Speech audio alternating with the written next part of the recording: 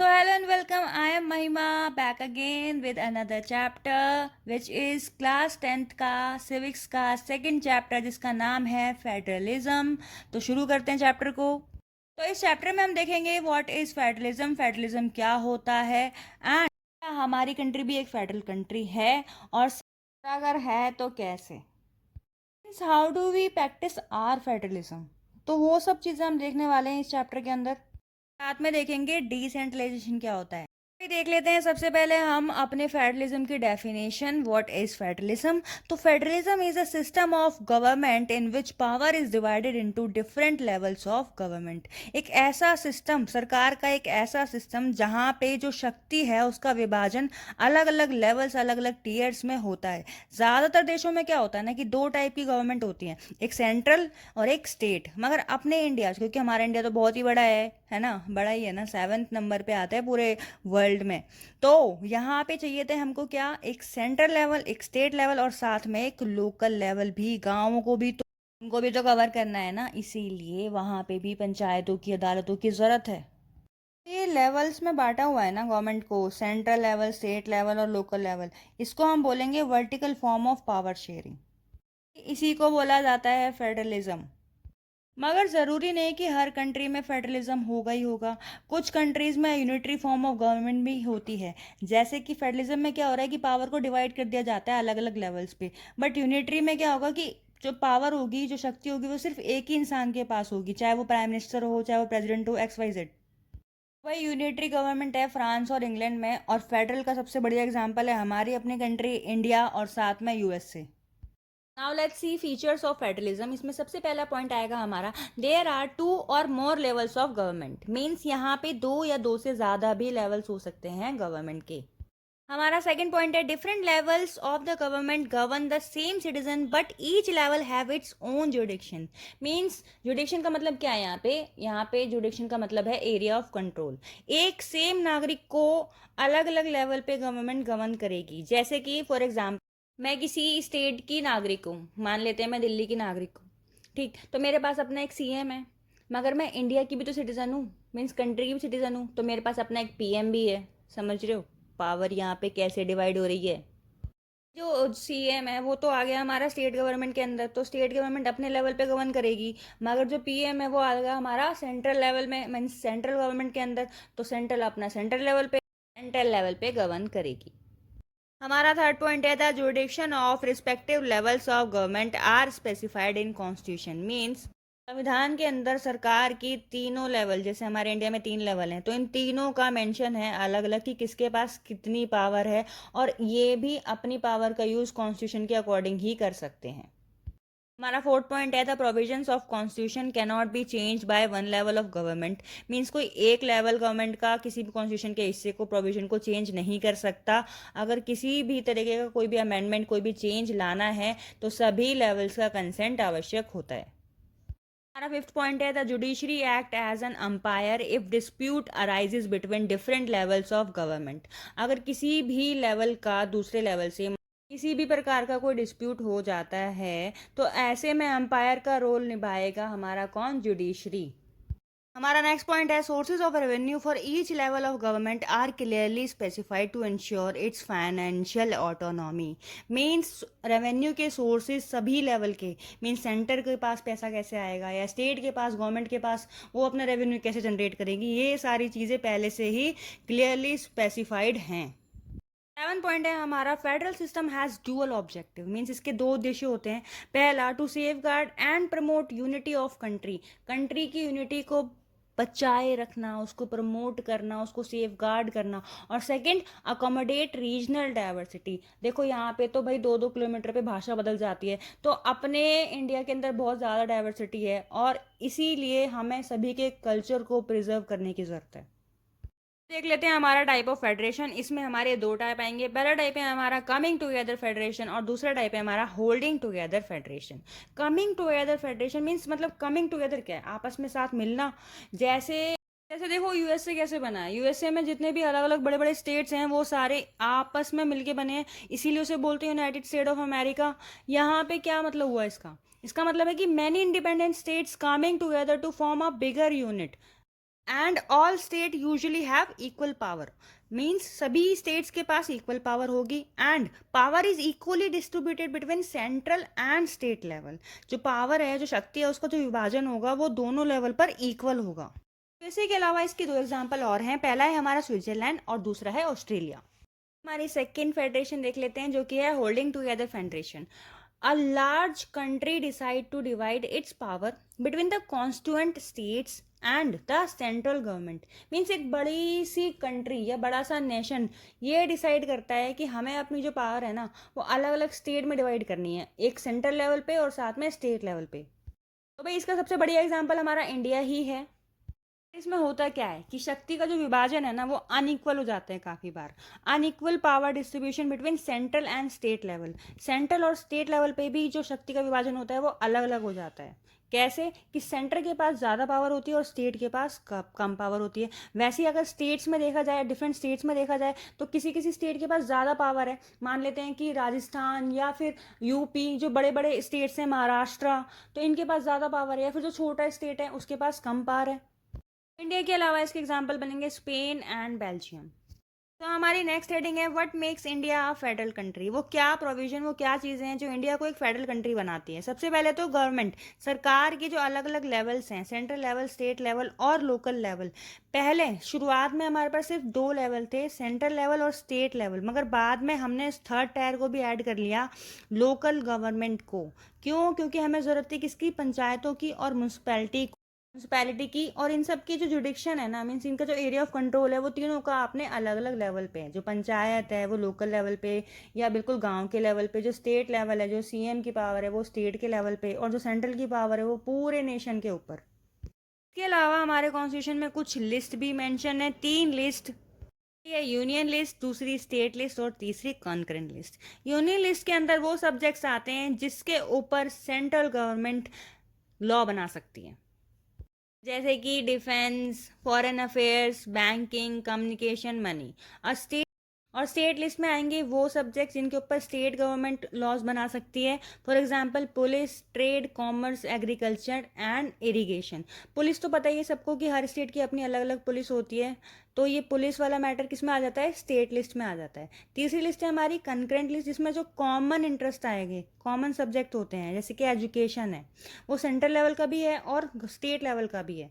Forest हो गया, trade union हो गया, मैरिज हो गया, अडॉप्शन हो गया, ये सारे सब्जेक्ट्स हमारे कॉमन होते हैं। इस पे दोनों ही सरकारें, मीन्स दोनों ही लेवल काम कर सकते हैं। अगर कन्फ्लिक्ट हो जाता है किसी भी सब्जेक्ट के ऊपर, तो जो सेंटर है, सेंटर का जो डिसीजन है, जो उसका लॉ है, उस वो डोमिनेट करेगा और उसकी सुनवाई ज़्यादा होगी। तो कुछ ऐसे भी तो सब्जेक्ट्स होंगे जो किसी भी लिस्ट में मेंशन ही नहीं है, तो ऐसे सब्जेक्ट्स को हम बोलते हैं रेजिडुअरी सब्जेक्ट्स। जैसे कि स्पेस का मामला हो गया भाई, technology, cyber security, computer technology, तो ये चीज़ें कहीं भी मेंशन नहीं है, तो इनके ऊपर लॉज कौन बना सकता है? सिर्फ सेंट्रल गवर्नमेंट। आ जाते हैं हमारे पॉइंट पे, all state in Indian union does not have identical power. Mean सभी की जो पावर है वो सेम नहीं है, because some states enjoy special status. For example Arunachal Pradesh, Assam, Nagaland and Mizoram, इनके पास आर्टिकल 371 के अकॉर्डिंग स्पेशल राइट्स हैं। जैसे कि यहाँ पे हम लोग जो नॉर्मल बाकी लोग हैं वो प्रॉपर्टी वगैरह, लैंड वगैरह नहीं खरीद सकते हैं। क्यों? क्योंकि इनके कल्चर को प्रिजर्व करने के लिए और उसको प्रोटेक्ट करने के लिए। वो यूनियन टेरिटरीज की बात कर लेते हैं आप थोड़ी सी, कि वो वाले हिस्से, इंडिया के वो वाले हिस्से जिनको हमने स्टेट भी नहीं बनाया, ठीक है, क्योंकि वो इतने बड़े थे नहीं, मगर वो इतने छोटे भी नहीं थे कि हम किसी भी स्टेट में उसको सबमर्ज कर सकें, तो हमने बना दी यूटी। और यूटी में हमने जो पावर है, जो मेन पावर होती है वहाँ पे, वो चलती है किसकी? सेंट्रल की। थोड़ी सी बात कर लेते हैं कॉन्स्टिट्यूशनल अमेंडमेंट्स की, कि अमेंडमेंट्स कैसे किए जाते हैं। किसी भी अमेंडमेंट को करने के लिए हमें प्रोसेस से गुजरना पड़ता है, जिसमें इंक्लूड होते हैं हमारे दोनों हाउसेस पार्लियामेंट के, upper house and lower house, इनके 2/3 मेंबर और लोअर हाउस के भी 2/3 मेंबर। इनका अप्रूवल चाहिए होता है हमें कॉन्स्टिट्यूशन के लिए अंदर अमेंडमेंट करने के लिए, और साथ में 14 स्टेट लेजिस्लेचर्स का भी अप्रूवल चाहिए होता है। मीन्स कॉन्स्टिट्यूशन में अमेंडमेंट करना इतना ईजी नहीं है। इस प्रोसीजर के दौरान अगर किसी भी तरह का कोई डिस्प्यूट, कोई कन्फ्लिक्ट हो जाता है, तो फिर अगेन अंपायर का रोल कौन निभाएगा? हमारी जुडिशरी। हमारी नेक्स्ट हेडिंग है how is federalism practised in India. तो इसमें हमारा पहला पॉइंट बनेगा लिंग्विस्टिक स्टेट्स का। अगर हम पहले के टाइम में देखें और आज के टाइम में देखें, अभी थोड़ी देर पहले मैंने एक पॉइंट बताया था कि हमारे इंडिया में काफ़ी ज़्यादा डाइवर्सिटी है और यहाँ पे हर 2 किलोमीटर पे भाषा ही चेंज हो जाती है। तो ऐसे में हमें ज़रूरत थी काफ़ी सारे स्टेट्स को बनाने की किस बेस पे, सिर्फ लैंग्वेज के बेस पे, ठीक है, ताकि उनकी यूनिटी भी बनी रहे। तो काफ़ी सारे ओल्ड स्टेट तो वही चले गए और नए स्टेट क्रिएट हुए किस बेस पे, लिंग्विस्टिक बेस पे, लैंग्वेज के बेस पे। लैंग्वेज के अलावा कुछ स्टेट्स को उनकी कल्चर, एथनिसिटी और ज्योग्राफी के अकॉर्डिंग भी बांटा गया है। फॉर एग्जांपल हमारा उत्तराखंड, उनका जो कल्चर है उसको प्रिजर्व करने के लिए, हमारा नागालैंड, झारखंड, इनकी एथनिसिटी और कल्चर को प्रोटेक्ट करने के लिए। ओवरऑल अगर कोई भाषा देखी जाए कि इंडिया की कोई भाषा है, तो नहीं, हिंदी को हम कहेंगे कि नेशनल लैंग्वेज है, तो हिंदी नेशनल लैंग्वेज नहीं है हमारी। सिर्फ 40% हमारे इंडिया में जो लोग रहते हैं वो हिंदी को बोलते हैं। इसका मतलब जो मेजोरिटी है वो हिंदी को बोल रही है, but Hindi is not our national language. और हिंदी के अलावा हमारे पास 21 भाषाएं और हैं। टोटल हमारे पास 22 भाषाएं जो हमारे कॉन्स्टिट्यूशन के अंदर मेंशन हैं। दो ऑफिशियल लैंग्वेजेस हैं, हिंदी एंड इंग्लिश। 1965 में क्या हुआ कि हमने इंग्लिश को हटा दिया था अपनी ऑफिशियल लैंग्वेज से। तो ऐसे में नॉन हिंदी स्पीकर्स ने प्रोटेस्ट करना चालू कर दिया, स्पेशली इन तमिलनाडु वाला रीजन। भाई ऐसे में सेंट्रल गवर्नमेंट को लागू करना पड़ता है दोनों भाषाओं को, इंग्लिश और हिंदी को, मतलब हिंदी के साथ साथ इंग्लिश को भी ऑफिशियल पर्पस के लिए कंटिन्यू करना पड़ता है। तो इससे हमें पता चलता है कि अगर हमें फेडरलिज्म को प्रैक्टिस करना है तो हमारे कॉन्स्टिट्यूशन में मेंशन 22 भाषाओं को हमें इक्वल मानना पड़ेगा और उनकी रिस्पेक्ट करनी पड़ेगी। नेक्स्ट हेडिंग है सेंट्रल स्टेट रिलेशन। देख लेते हैं कि आज़ादी के बाद से सिर्फ एक पार्टी काफ़ी सालों तक रूल करती रही, कहाँ पे, सेंट्रल लेवल पे भी और स्टेट लेवल पे भी। तो वो क्या करती थी कि जब जब इलेक्शन होते थे, मीन्स जब जब किसी भी स्टेट के इलेक्शन होते थे, तो सेंट्रल गवर्नमेंट क्या करती थी कि उस स्टेट में भी वो चाहती थी कि उन्हीं की सरकार बने, मीन्स उन्हीं की पार्टी की सरकार जीते। ये वन पार्टी सिस्टम काफ़ी सालों तक चलता रहा, मगर 1990 में क्या हुआ कि कोalition गवर्नमेंट बन जाती है, क्योंकि उस टाइम पे किसी भी एक पार्टी को मेजोरिटी मिली ही नहीं। तो ऐसे में, ऐसी सिचुएशन में सेंटर को भी स्टेट की वैल्यू समझ में आने लगी और धीरे धीरे सेंटर और स्टेट के रिलेशन बेटर होने लगे। और यही होती है फेडरलिज्म माने संघवाद की रियल डेफिनेशन, जहाँ पे सेंटर और स्टेट के रिलेशन अच्छे होते हैं। तो अब आ जाते हैं हमारे चैप्टर के लास्ट और नेक्स्ट टॉपिक पे, जो कि है decentralisation in India. Means decentralisation क्या होता है। सबसे पहले हम आ जाते हैं इसकी डेफिनेशन पे। When power is taken away from central and state government and given to local government, it is called decentralisation. Means जब शक्ति को सेंट्रल और स्टेट से लेकर लोकल गवर्नमेंट को दे दिया जाता है तब, जैसे कि सरकार का विभाजन हमें पता है कि 3 हिस्सों में हुआ है, सेंट्रल, स्टेट और लोकल में। तो जब सेंट्रल और स्टेट की शक्ति लोकल को भी मिल जाए, मीन्स लोकल के पास भी इतनी पावर आ जाए कि वह खुद को गवर्न कर सके। अब हमें इसकी ज़रूरत क्या है, what was the need for decentralisation in India. तो देखो, हमारी इंडिया जो कंट्री है ना, वो बहुत बड़ी है और सेंटर लोकल लेवल पे जाके लोगों की सुनवाई नहीं कर सकता, इसीलिए एक लोकल गवर्नमेंट की ज़रूरत थी, एक बेटर अंडरस्टैंडिंग के लिए। किसके, लोकल एरियाज़ के लिए। देखो, जो तुम्हारा सबसे नियरेस्ट नेता होगा ना, तुम उसके पास ही तो जाओगे ना। You can not reach PM इतना जल्दी, या सीएम के पास भी, लेकिन जो हमारे एरिया के लोकल एमएलएज होते हैं, कैन रीच दैम इजीली। अब देखो, डिसेंट्रलाइजेशन आ तो गया था इंडिया में, मगर उतना इफेक्टिव नहीं था। इसके लिए 1992 में फिर कुछ मेजर स्टेप्स लिए गए, कुछ एक्शंस लिए गए ताकि इसको इफेक्टिवली लागू किया जा सके। पहला मेजर स्टेप था कि इसको कॉन्स्टिट्यूशनली मैंडेटरी किया गया कि रेगुलर इलेक्शन हो लोकल लेवल पे। पहले क्या था कि इलेक्शन तो होते थे मगर रेगुलर नहीं होते थे। सेकंड था, seats are reserve for backward classes, means SC, ST, OBC, जितनी भी हमारी बैकवर्ड क्लासेस थी उनके लिए भी सीट्स को रिजर्व किया जाना चाहिए, उनको भी इलेक्शन में पार्टिसिपेट कराया जाना चाहिए। थर्ड पॉइंट था हमारा, 1/3 seats are reserve for women at local level, local level पे औरतों को दिया गया।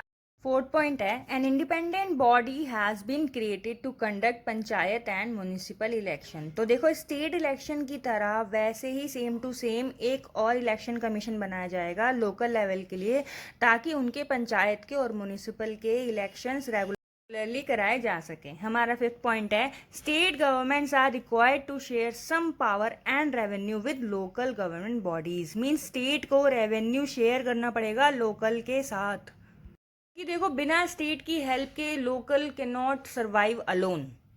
Let's see types of local government. पहला है हमारा रूरल लोकल गवर्नमेंट, दूसरा है हमारा urban local government. Means rural means गांव की, तो गांव में क्या होगी, पंचायत, और अर्बन मीन्स म्यूनसिपैलिटी, शहरों की। सबसे पहले हम आ जाते हैं अपने पंचायती राज पे। भाई एक गांव या 2-3 गांव मिलकर ग्राम पंचायत बनाते हैं, जिसका हेड होता है सरपंच। ये डिसीजन लेने के लिए अकाउंटेबल कौन होगा, अब सरपंच होगा। 2-3 ग्राम पंचायत मिलकर बनाते हैं एक पंचायत समिति, जिसको कहते हैं ब्लॉक समिति भी। 2 या 2 से ज़्यादा समिति से मिलकर बनता है जिला परिषद। ये जो इनके 3 टायर है वो ऐसे होंगे कि सबसे नीचे आएगा हमारा ग्राम पंचायत जो कि गांव के लेवल पे है, और उसके ऊपर आएगा पंचायत समिति जो कि ब्लॉक के लेवल पे है, और उसके सबसे ऊपर आएगा जिला परिषद जो डिस्ट्रिक्ट के लेवल पे है। अब बात कर लेते हैं अर्बन लोकल गवर्नमेंट की, जो कि 2 में डिवाइड है। पहला है हमारा सिटीज़ और दूसरा है टाउन या फिर स्मॉल सिटी। सिटीज़ में होती है म्यूनिसिपल कॉरपोरेशन और उनका हेड होता है मेयर, और टाउन्स या स्मॉल सिटीज़ में होती है म्यूनिसिपैलिटी और उनका हेड होता है म्यूनिसिपैलिटी चेयरपर्सन। ये था स्ट्रक्चर लोकल गवर्नमेंट का। अब आ जाते हैं मेरिट्स पे डिसेंट्रलाइजेशन के। तो भाई डिसेंट्रलाइजेशन आने के बाद आम जनता को पाई लोकतंत्र में, और साथ में औरतों को भी मिला अपना रिप्रेजेंटेशन। 36 लाख से ज़्यादा इलेक्टेड रिप्रेजेंटेटिव हैं हमारे पंचायत में और म्यूनसिपैलिटीज़ में। Government became more deep in. तो ये था बहुत बड़ा और मेजर डिसीजन, और ये रहा सक्सेसफुल अपने इंडिया में। अब भी बहुत सारी कमियां बाकी हैं डिसेंट्रलाइजेशन में, जैसे कि ग्राम सभा के इलेक्शन अब भी रेगुलरली नहीं होते, और काफ़ी सारे स्टेट ढंग से पावर ट्रांसफ़र नहीं किया है लोकल को। एनीवेज इतनी सारी कमियों के बाद भी हमारा फेडरल सिस्टम बाकी काफ़ी कंट्रीज से बेटर है, और इसीलिए हमारी कंट्री में फेडरलिज्म बहुत ही अच्छे तरीके से चल रहा है। और इसी के साथ ये चैप्टर होता है finish finally. Thank you so much. Please subscribe to my channel. मैं देख रही हूँ लोग लाइक नहीं करते मेरी वीडियोस को, so please do it, and मिलते हैं नेक्स्ट चैप्टर में।